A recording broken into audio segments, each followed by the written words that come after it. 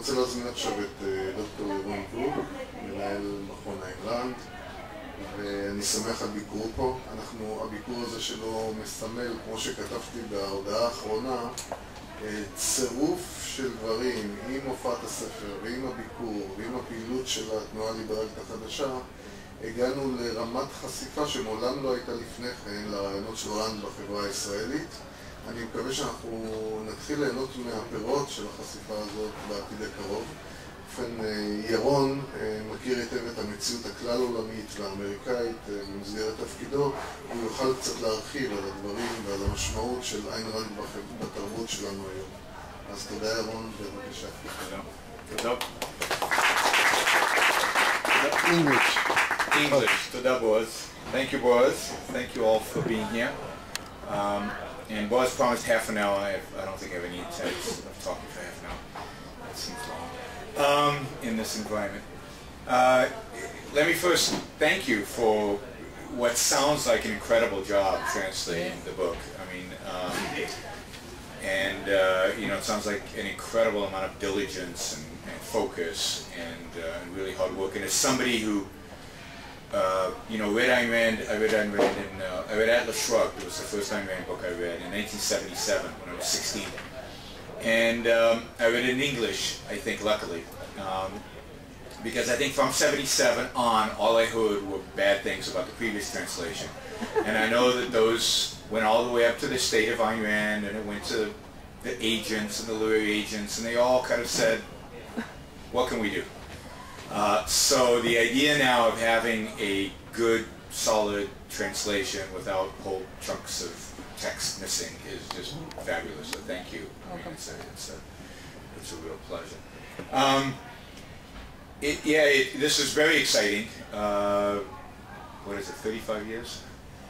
35 years after I first read the book, to be here to talk about Atlas Shrugged and to have these new translations and to see the amount of interest that Ayn Rand's books and Ayn Rand's ideas, the amount of interest that exists in Israel right now around these ideas is very heartening.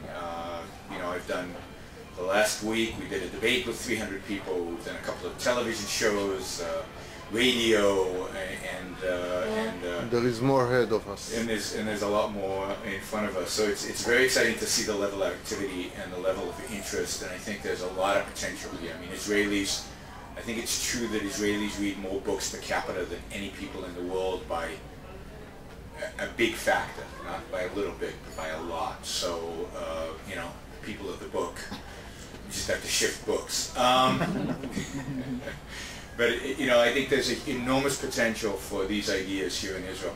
I thought I'd give you a little bit of an overview of kind of what's going on with Atlas Shrugged in the world out there, and in particular in the United States, and what I think is going on with objectivism, with Ayn Rand's ideas in the U.S. and you know, what we're doing and what's happening, and what I think is before us, and then just take some of your questions and see what you want to talk about. So I'm open to taking as many questions as you want to ask. You know, when Rand was alive, when Atlas Shrugged was published originally in 1957, it was, the publishers competed over the book because, I don't know how many of you know, but when she published The Fountainhead, she couldn't get it published. 12 publishers turned it down and rejected it. And yet, and the publisher that actually printed it, printed very few copies because they thought, yeah, it's a good book, but, you know, it'll die. And by word of mouth, it became a New York Times bestseller list. By the time Atlas Shrugged came around, they were competing. And when it came out, it was almost immediately a New York Times bestseller. And it stayed at the New York Times bestseller list for quite a while. And during her life, I don't think it ever sold more than about 100,000 copies a year, and you know, maintained that status of bestseller at around 100,000 copies. And in 1982 when she died, I think the book was selling about the same quantity, around 80 to 90 to 100,000 copies. By the 2000s, by the mid-2000s, it was in the mid-hundreds, 150, 160. And then in 2007 was the 50th anniversary. So it was 50 years for the publication. And Atlas Shrugged sold 200,000 copies that year. And at the Institute we thought, wow, this is so cool. 200,000 copies, we've kind of doubled, right? And we put a lot of energy into the 50th anniversary, so we thought, okay, this is because of us, right? All the energy we put into it. And then, you know, that was 2007. 2008, it sold 220,000 copies. It ticked up a little bit, so we thought, okay, maybe there's something more going on here than just the 50th anniversary of the book. And to prove us completely right, in 2009, Atlas Shrugged sold 500,000 copies. 500,000 copies in bookstores like this. Which is, I don't know if you know anything about publishing, it's just unheard of. It's unheard of for a new book. I mean, it's rare for a new book to sell 500,000. I mean, you have to be Tom Clancy or John Grisham to sell those kind of numbers and hundreds of thousands of millions of copies. But for a 54-year-old book to sell 500,000 copies, it's really never happened before in American publishing history. And since then, it hasn't quite stayed at that level. It dropped to 350 in 2010, 450 in 2011. We'll see what happens this year.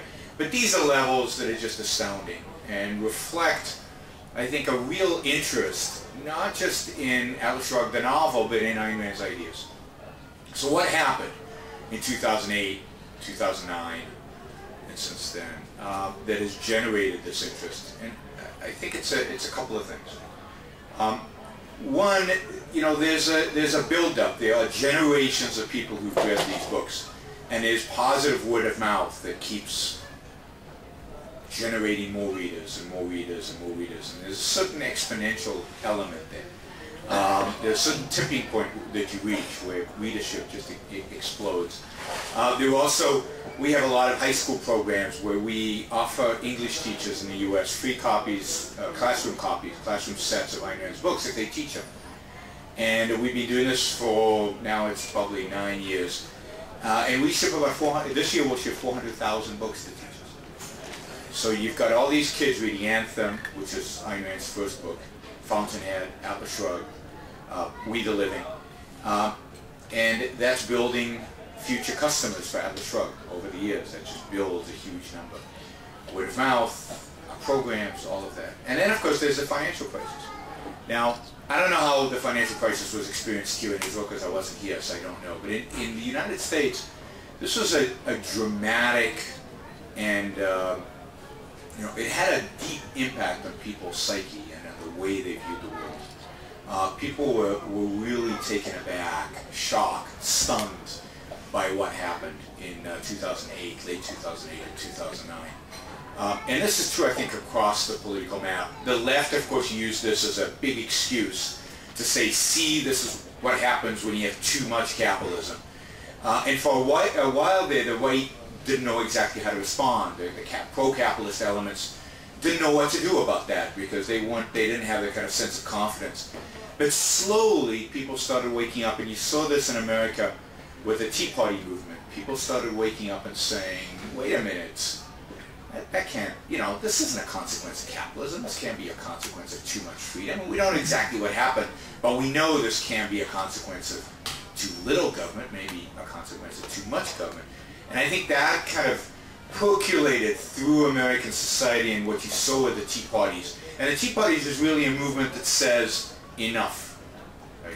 We've had enough. It's too much government, too much intervention, too much control of our lives. Leave us alone. Now, they don't exactly know what they do want. They just know what they're against, what they don't want. But it's a very much a grassroots effort, a grassroots movement, and it's driven by emotions. It's driven by an emotional rejection of statism. But what's interesting is that when the Tea Party was looking for inspiration, where they found it was, to a large extent, in Rand. If you looked at the demonstrations that they did and the signs that they carried, the signs had, you know, things like Atlas is shrugging, or who is John Galt, or Ayn Rand was right. They found that Atlas Shrugged reflected the world around them, that the world that they were living through was the world that she described in Atlas Shrugged. So this notion of she was prophetic. Right? came about, which is, it's kind of interesting because I saw an interview with Ayn Rand from the 70s. Now, I don't know how many of you know about the 70s in the United States, but in the 70s in the United States there was high inflation, there was high unemployment, the economy was going down, and she did a press conference, and in the press conference the reporter says, you know, Ayn Rand, how come you're such a prophet? You know, how come you predicted everything going around us today, right? So there's nothing really, in a sense, there's nothing unique about what happened in 2008, 2009. It happened before in the 1970s, and she got the credit for it then as well. But I think this time it's a new generation, and this time it's a much worse circumstances in the sense of government is so much bigger than it was even back then. So people, you know, people were much more along this time than they were in the 70s. You know, she answered, what do you think she answered to the prophecy question? I mean, she said, if you understand the philosophy, you understand where culture will go. If you understand, she understood the philosophy of America in the 1950s. She said, if that continues, if it's not challenged, if there's no reversal of that philosophy, this is what happens. The world, the economic world, the political world of Atlas Shrugged. And that's what happened in the 70s. It got fixed a little bit by, you know, by Ronald Reagan and the Republicans in the 80s, but it wasn't really fixed, right? It was just a superficial cosmetic fix, so that the world then drifts back, and here we are again. And they might fix it again a little bit, right? And things might get better a little bit for a little while. But the trend, the philosophical trend hasn't changed, so we're just heading towards another Atlas Shrugging. You know, not the actual shrugging, but the world kind of in trouble in our future. I think it's those parallels that people saw, and their questioning, and their confusion about what was going on in the world, looking for answers, looking for solutions, looking for explanations that led people to Atlas Shrugged. Many of the people, I think, who were buying Atlas Shrugged in 2008, 9, and 10 were people who already read Ayn Rand. They probably read it 20, 30 years earlier. And they woke up in the midst of the financial crisis and said, this seems really familiar. I remember a book. And I think they went out and read it again. I heard stories like that all over the United States of people rereading it. But they also told their friends about it. They said, if you want to understand what's going on right now, I read this book once, and I'm rereading it now. You should read this book.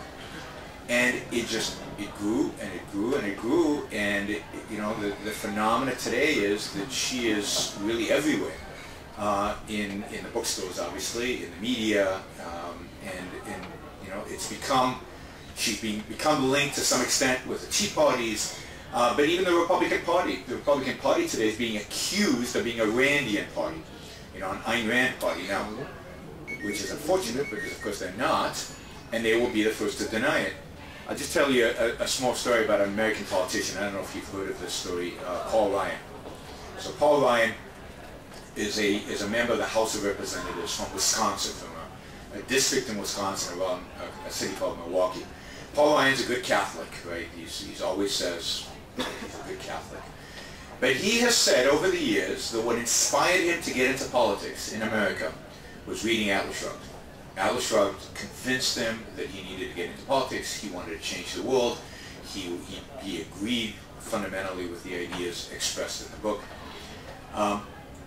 So for years it's been known that Paul Ryan is this Ayn Rand fan. He's an advocate of capitalism to some extent. And he's been presenting budgets that have been very controversial in America that moved the country a little bit towards free markets. So about a year ago, there started to be an organized attack on Paul Ryan, and this is the nature of the attack. The attack was from the left, and the attack was, Paul Ryan, you have to choose between Jesus or Ayn Rand. Right? You can't have them both. You have to choose whether you're a Catholic or whether you're an advocate of Ayn Rand, and your budget suggests that you're a Randian. So. You know, you've already chosen, so you Christian white people shouldn't vote for. But this became a big thing in American media. You know, is Paul Ryan a Randian or isn't he a Randian? I mean, 20 years ago, you couldn't even conceive of something like that happening, of her having that kind of prominence within the political world and people debating it in Washington under political circumstances. Now, Paul Ryan has come out very clear where he stands recently, about 4 or 5 weeks ago, as there were rumors that he may be chosen as a vice presidential candidate by Mitt Romney. In order to secure his candidacy, he came out strongly that he is a Catholic, and he is not. It has nothing to do with Ayn Rand. He indeed rejected that he ever said that she influenced him, all of that, although there are YouTube videos that show him doing it. So it's hard to back. These days, when you say something, it's almost impossible to retract it because it's public, right? It goes on YouTube immediately, and there's no way out of it. And Paul Ryan has learned that lesson. But just having that debate about a very, very prominent politician who's being considered for vice president of the United States, on how much Ayn Rand influenced and how much of a Randian he is quite astounding in terms of the level of influence she has had. Now that's kind of in politics. Let me cover a few other things in terms of influence in American culture, and then I'll just take some of your questions. Over the last 12, 13 years ago, it would have been hard to find a professor at an American university teaching Ayn Rand, or having his students read any Ayn Rand. Over the last 13 years, there's been, from our perspective, a kind of revolution. Today, there are 80, or somewhere between 70 and 80 programs, explicit programs, in which Ayn Rand is taught at the university level. About half of those programs involve reading Atlas Shrugged as part of a course. Now, it's a big book, right? Yeah, it's hard to get through that book in a semester, and yet professors are requiring their students to either read the Cliff Notes. I think some of the students are probably, unfortunately, are Cliff Notes. Yes. But they're either asking them to do it before the class begins, or they somehow cram it into a semester. But 70 courses, 70 to 80, where Ayn Rand's ideas are being discussed. There is a chair in the philosophy of Ayn Rand. So she's in the philosophy department at a top 15, one of the top 15 philosophy departments in the United States, which is the University of Texas in Austin. So she's taken seriously as a philosopher for the first time. So there are seminars in which epistemologists will get together to discuss Ayn Rand's ideas in epistemology, or where ethicists will get together to discuss Ayn Rand's ideas in ethics. So there is a real interest in her ideas. Qua philosopher, and there's a lot of, and of course as a qua author, there are many, many people reading the books. I have no idea what you're looking at. Young generation of readers okay. getting close. So even in academia, where you wouldn't expect it, there are dozens of programs, and that's just 70 programs that are official. There are lots of other professors, dozens of other professors above and beyond that are teaching Ayn Rand. So I estimate that at well over 100 universities in the U.S. And we're talking about top universities. We're not talking about just run-of-the-mill. But some of the top universities in the country, Ayn Rand is being taught, which is, again, for those of us who, came to objectivism 20, 30 or more years ago, this is astounding. You see her influence throughout, whether it's in TV shows where Atlas Shrugged features in the TV. I don't know how many of you watch Mad Men, but on Mad Men in the first season, there is the number of references to Atlas Shrugged and Ayn Rand. They're cultural references. People now know it. They accept it. It's part of what's happening. So let me just end by in a sense summarizing. I'd say, since Ayn Rand died in 1982, but even before that, if you really look at the changes in attitudes among Americans, and I can only speak here really for Americans, if you think about changes in attitudes among Americans towards capitalism, if you think back to the 60s and 70s, capitalism was a bad word. And suddenly something changed in the early 1980s. Margaret Thatcher and Ronald Reagan, and things kind of changed, and capitalism became a semi-positive word, and in some quarters even a positive word. I don't believe, and I cannot prove this is pure speculation, I can't believe that would have happened if not for Atlas Shrugged. By the late 1970s, Atlas Shrugged had been out for 20 years. significant numbers of people, primarily a lot of intellectuals and a lot of economists had read the book and were now influenced by these ideas. So I give Ayn Rand a lot of credit for the shift in the West even towards freer markets that happened around the 80s. Now again, I can't prove that, but it seems to me that nobody else other than Rand was as popular and as strong in their advocacy for capitalism. There were other people like Milton Friedman, Hayek, there were other prominent economists talking about this, but nobody read Hayek, except for a few economists here. Nobody read Milton Friedman. Friedman was more popular, but a lot of people read Rand. And I think she is the one who really shifted kind of the focus in the West. Since her death, her popularity has only increased. I think, again, we are seeing a systematic trend here in terms of increased influence, increased study, increased understanding of her ideas. And I think that this trend is going to continue, and at least we at the Institute are dedicated to making sure it does continue. That Ayn Rand become a key feature in the culture. Her ideas become ideas that are debated everywhere where ideas are debated. Our goal over the next 10 years is to make, Ayn Rand part of the cultural debate, so that there's not an issue that is of importance where Ayn Rand's voice is not heard on that issue. Where when people talk about left and right and the various positions that they hold, there is now a Randian or an objectivist position on those ideas. And that they are considering it that position, that they're thinking about that position, and they have to be confronted with that position. Right? You can't win without people thinking about your ideas. You can't win without people being confronted by your ideas. We need to get to the point where we are a part of that debate, a part of the debates happening, as we put it, from the coffee shops to the halls of academia. We want to be in every debate going on within the culture about important ideas. And I think we're heading there. I think that is what is in our future. You can ask me about, the specifics about where I think the world is going in terms of, its economic and cultural fate. I think that's a different question. But I think objectivism will be, is only going to see an increase in its influence, an increase in its significance, an increase in the use of its vocabulary. And we have a shot. I think Rand has a shot at really helping to save Western civilization, because without objectivism, if you take Rand out of the equation, I don't have much hope for Western civilization. I think it's dead. With Rand in the mix, there is a real chance, there's a real shot at turning this around and at having a real profound impact on the future of mankind. Thank you all.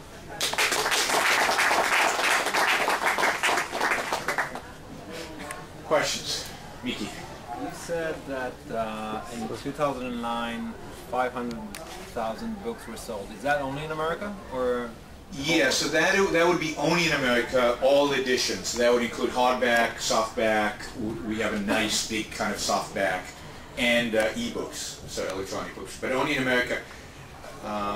Yes, I don't think even the British editions are counted in there. Do you have an approximate amount? I don't, because it's not a big number. So I think in UK, the numbers are maybe 10, 20,000 a year.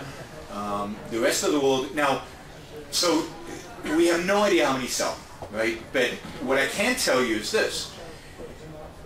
The books are translated into an unbelievable number of languages. So the books are in Chinese. All of Ayn Rand's books now are in Chinese. Atlas Shrugged is, Fountainhead, I have no idea how they translated Atlas Shrugged into Chinese.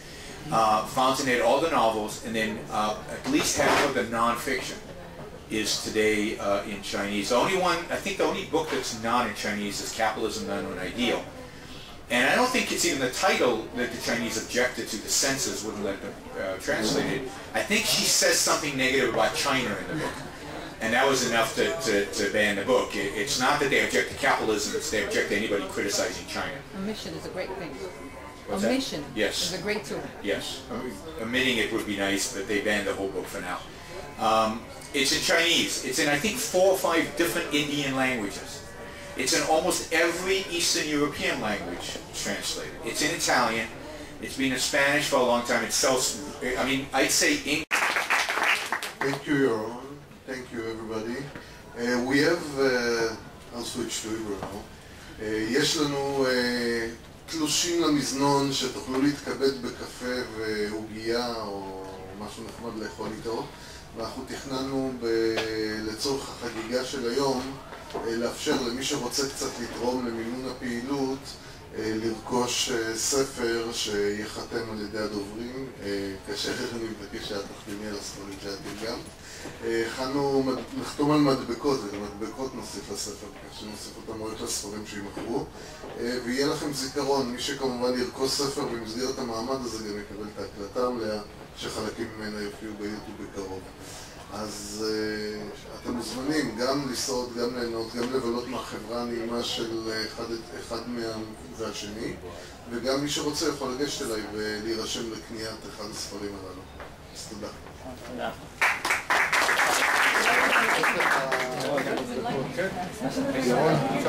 מחתים אותך על 20 מדבקות או אתה אחרי 10? בסדר, אנחנו עכשיו מחתימים אותה. תורמים לפעילות.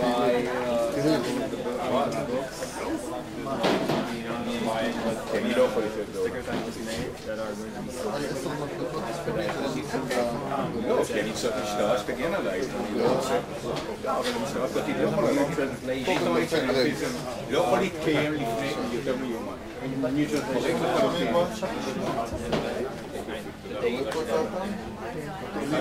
תראיין ותשאל, אבל לא אותי כרגע, יש פה חברה מערימה, אף אחד לא כן, צור קשר עם דרך האתר. יוסי, כן, הוא הדגיש את זה ששמח שהספרים.